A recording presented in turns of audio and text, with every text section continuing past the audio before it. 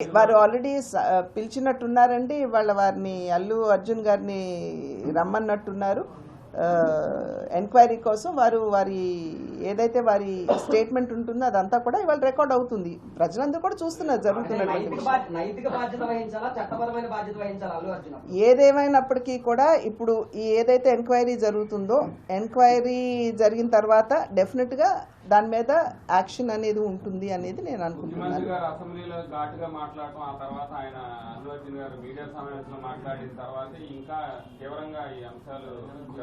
నడుస్తానే ఉంది. దీనికి ఇప్పటికి కూడా 10 లక్షల రూపాయలు 25 లక్షల రూపాయలు ప్రకటిస్తే 10 లక్షలే మాకు అందినాయి అని బాధిత కుటుంబం సంబంధించిన వ్యక్తి ఆ విషయాలన్నీ ఆర్థిక సాయం వీటన్నిటిలోకి వెళ్ళదలుచుకోలేదండి నేను.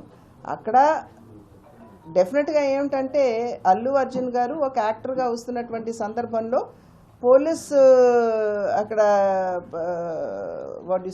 ప్రొటెక్షన్ అనేది డెఫినెట్గా అక్కడ కల్పించాలి. ఒక్క నిమిషం, అక్కడ కల్పించాలి. అక్కడ ఎక్కడో అది ఏమన్నా లోపించిందా అనేది చాలా మందికి అనుమానం ఉంది. తగినంత స్థాయిలో అక్కడ పోలీస్ ప్రొటెక్షన్ లేదేమో అనేటువంటి అనుమానం చాలా ఉంది. ఆ సందర్భంలో ఒక పేరున్నటువంటి యాక్టర్ వస్తున్నటువంటి సందర్భంలో ఏ రకంగా తొక్కిసలాట జరుగుతుందో అందరికీ తెలుసు. దానికి ముందుగానే ప్రిపేర్డ్గా ఉండాలి. సో ఆర్థిక సాయం అంటారా, అది వాళ్ళకి సంబంధించినటువంటి విషయం. దాని మీద నేను స్పందించవలసినటువంటి అవసరం.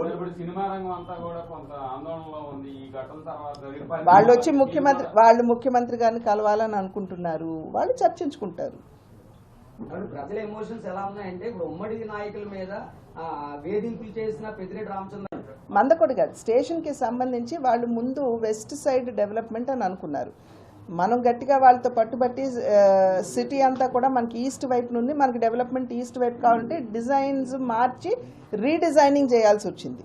ఆ రీడిజైన్ చేసినటువంటి సందర్భంలో ఇంకొంత వ్యయం పెరిగేటువంటి అవకాశం ఉంది.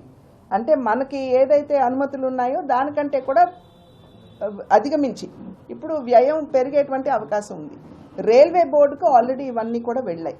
రైల్వే బోర్డులో చర్చించిన తర్వాత వన్స్ దే అప్రూవ్ వెంటనే అది ఆచరణలో పెడతారు. నేను ఆల్రెడీ రైల్వే బోర్డు తోటి అశ్విని వైష్ణవ్ గారితో కూడా మాట్లాడటం జరిగింది. అదేవిధంగా కొవ్వూరు